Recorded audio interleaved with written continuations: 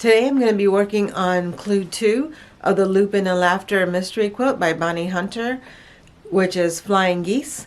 My name is Shalina, and this is day 11 of the 15 Minutes to Quilt Challenge, where I challenge you to sew for at least 15 minutes every day.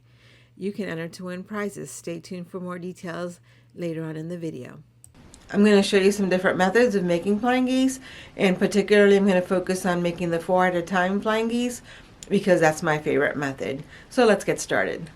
First, let's talk about fabric selection for this quilt. I do have yardage that I have designated for this quilt. I actually bought the yardage first, and then I got the package at the same time that the mystery quilt was announced, and it was like, oh, well, this will work exactly.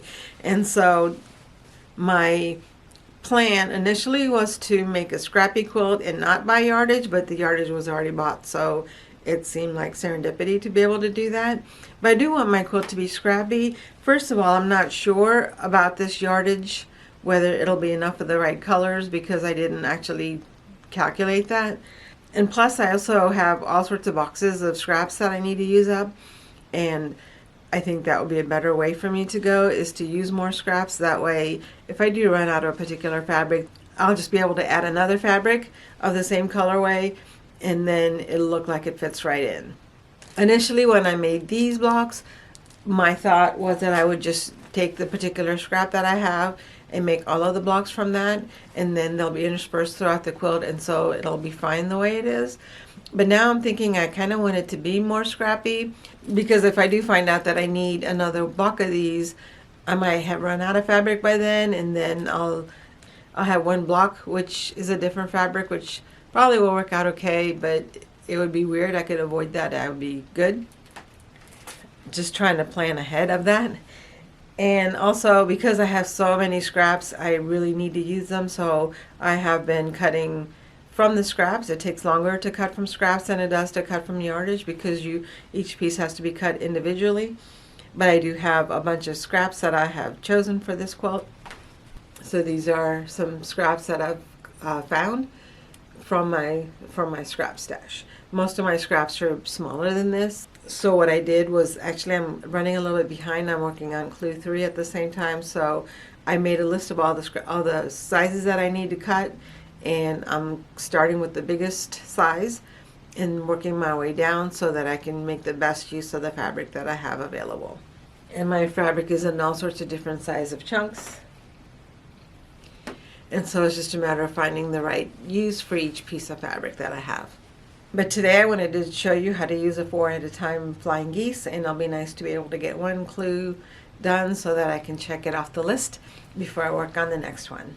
Even though I started cutting out the pieces for Clue 3, today I'm just going to be talking about Clue 2 and the flying geese. Okay, so I wanted to talk to you about some basic ways of making flying geese. One way to make flying geese is to cut a rectangle and then cut 2 squares. This is called the stitch and flip method. So you stitch down here, trim off this excess part here, and then fold this over, and then you have your flying geese like this. So that's one method of making this. The square is a little bit too small for this method. I just cut some random squares. I didn't measure them properly. And if you use the right size rectangle and the right size squares, they would work out just well for you. The drawback for this method is that you have all this extra fabric that you are wasting, because you're not going to be using it on this particular quilt, because you just trim that off and throw it away. You can obviously save it for another project, but then you have to think of a different project that you can use those little excess small little triangles that are left over, because you're trimming off this little section here, and these are kind of small to be able to work with. But it is a little bit of a wastage, and with fabric prices anymore, it's just more important that you don't do that. So the other option that you have is to cut triangles, and you can cut a triangle here, and then you can cut, we can just pretend that these are triangles that are cut here. So we'll cut this size triangle, we'll cut the right size triangle to match this, and then if you're doing it, if you alternate, I'm going to have the ruler out because these are not Bonnie sizes, these are just random sizes. So this triangle will be cut this way, your next triangle will be cut this way, and then you go down this way to cut your third triangle, and go on down the line, so you're not wasting any fabric. There won't be any excess, there won't be any fabric between the cuts. And this way you can cut all your triangles that you need and not waste fabric. The problem with this method though is the biased edges. So if I cut this triangle and cut it in half like this, and so the bias is down here, but if you're cutting it the other way, like I showed you on the ruler, the biases will be here. You want the stretchy side, the bias, to be over here rather than over here, because this is the end of your block, because this is the part you're going to be joining to other things, and so you don't want a lot of bias here. And because you're going to be sewing triangles on here, you know that's going to solve your bias, because you're going to be sewing these on. So because of this, you want the bias edges to be here, but you do have to be very careful in sewing the sides because there's bias edges. Now, you don't have to be afraid of sewing with bias edges, but if you can avoid it, I would avoid it if I could. It's, you just have to be careful and just let the machine handle taking care of it, so make sure you're not stretching it. So it's not impossible. I do sew things with bias edges, but if you can avoid it, you might as well avoid it, right? That's my philosophy anyway. So the one thing that you could do to make sure that your bias edges are here is the way I showed you here before, is by cutting it with the ruler. The other option is to take a square and cut it in diagonal pieces. If you see here, you'll see that this, I guess I could show you on this block here.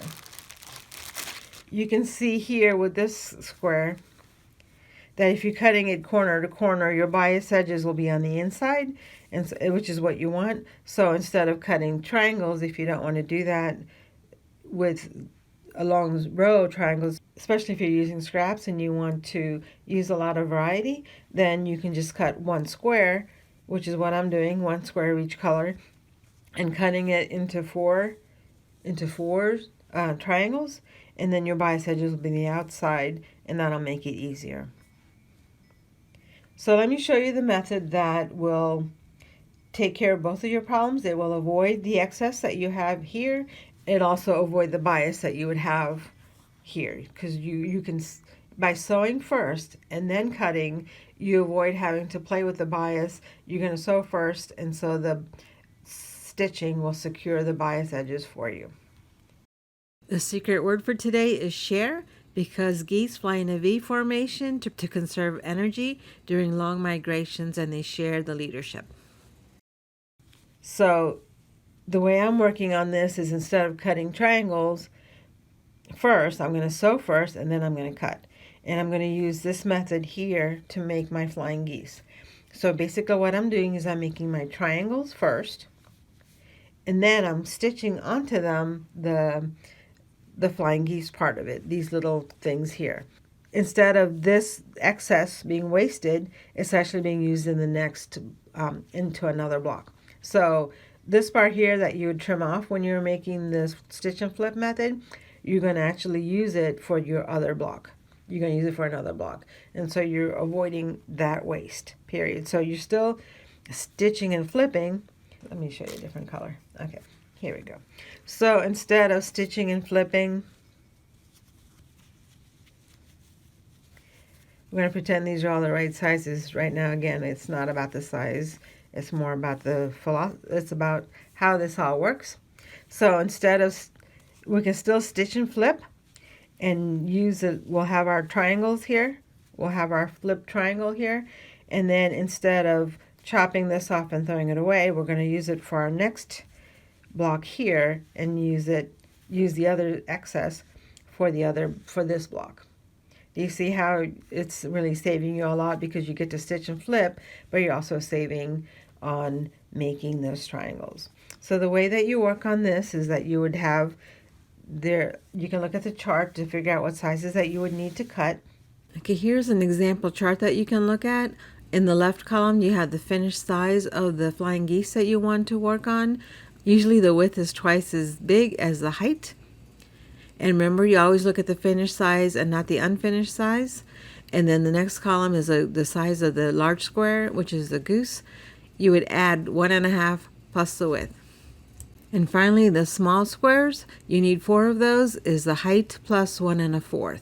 This is rounded up so that you have plenty of space to trim the block to make it the right size you want.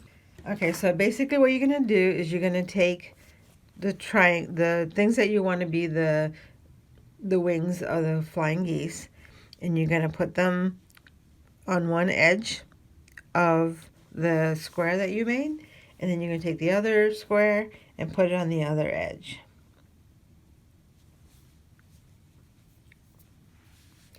Draw a line corner to corner, and then you would just draw a line corner to corner. I won't show that to you because Bonnie has asked that we not use the rulers so that you can see all the measurements. But basically I'm just drawing a line corner to corner, and then I'm going to sew on both sides of the line. I'll just sew down one direction. I guess I'll be here, and then I'll turn it around and I'll sew this direction. And then what that will mean then is that I will have sewn down the one side of each of the flying geese. So this is one side of this one, this is one side of this one, this is one side of the one that's going this way, and this is the side that's going this way. And so let me do that, and then I'll be right back.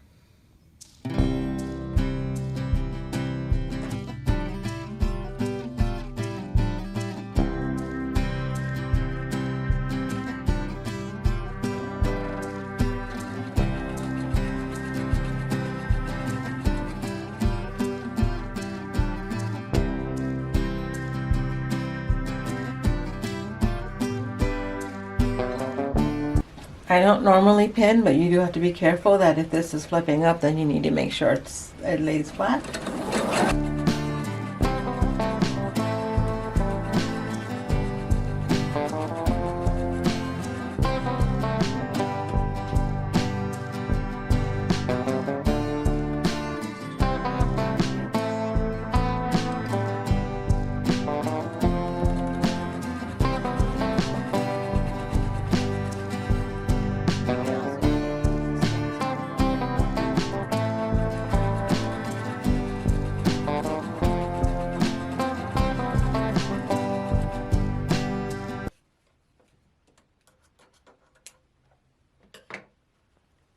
So this is what it looks like now, is you have the flying geese that goes in both directions. It looks like little flaps here.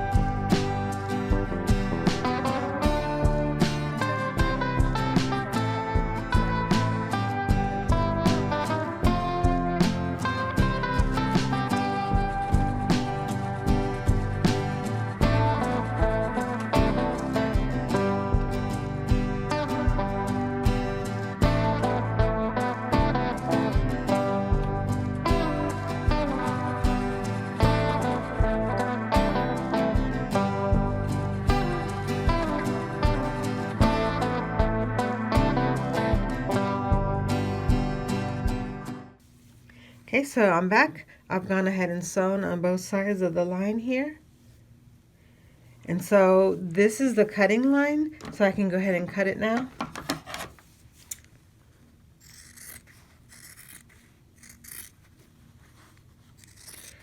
And the result is this really weird shape that makes you wonder what is going on.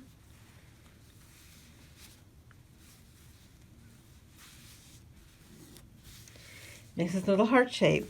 And it is confusing and it makes you wonder if it's going to work okay, but it does. It all works out just fine. So no worries about that. And then what you want to do is you want to grab some more flying geese. You want to grab another square for each of these.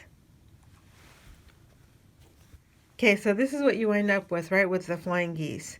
Now you're going to need 2 more of these squares that it's the same size square that you cut for the first one. So for each set, you're going to need one big square that's going to be used for the flying geese, and then you need 4 little squares that are for the wings. And depending on how scrappy you want to go, you want these to be all the same color, or you may want to alternate them. It just completely depends on you, on how, it all depends on how scrappy you want your geese to be. Bonnie has asked for sets of flying geese, so if you want to do that, you want to make sure that you're using the same fabric for each of your wings. So you'll need 4 of these for every one of these. So we've used up 2 of the squares, and now we're going to use up 2 more by doing the same thing here. We're going to put the square into a corner. Make sure that you line it up properly, and then draw another line. And again, I'm not going to draw it in front of you because I do want to make sure that I'm not showing you the ruler, but I did just draw a line corner to corner. It's pretty easy to do. And so what this is going to do is just going to make the last of your flying geese. You can see here that now this corner is a flying geese unit, and on this corner is also going to be a flying geese unit. Now one thing that you could do if you wanted to here to avoid bulk in the seams is go ahead and clip your geese up to here, because you're going to cut here anyway, right? This is your cutting line. You're going to cut here anyway, so if you wanted to, you could just make a little clip here, and then press one goose one direction and the other goose a different direction. And what that's going to do is going to reduce some bulk for you, so when you're sewing you don't have this big bump here, as much of a bump, I guess.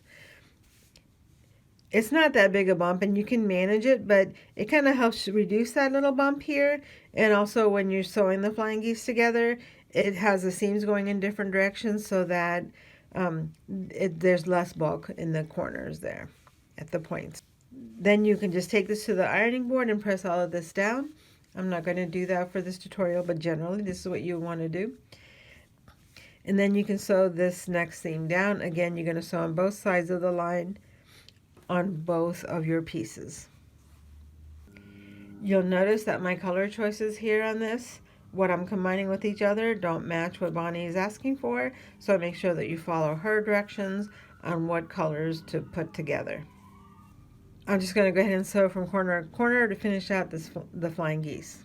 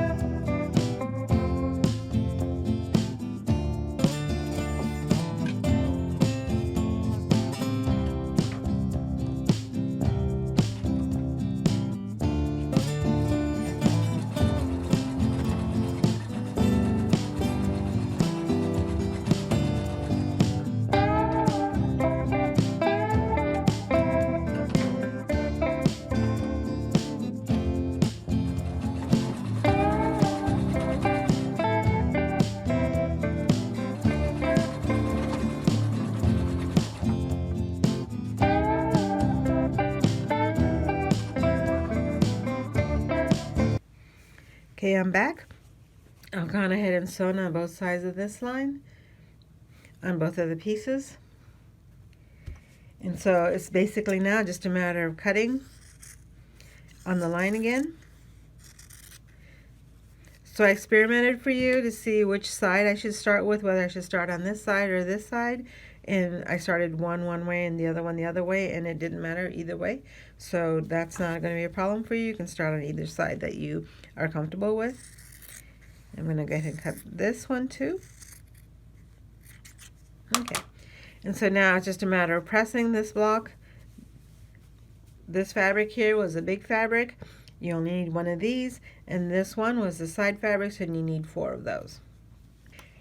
You do want to trim off this excess. Once you press all this, you will want to trim off this excess. This is called a dog ear, and you want to you can just snip it off. And what I like to do is to make my flying geese bigger than I need, and then trim them down. When you're trimming, the thing that you want to make sure that you're doing is to make sure that you making this 1/4 of an inch away from the seam to the seam. So you would just trim off all this excess. So it's very important where you trim the point. But the rest of this, no matter how big you made them, you can go ahead and trim them down. And as long as you're trimming to the correct proportions, because usually the length is twice as big as the width.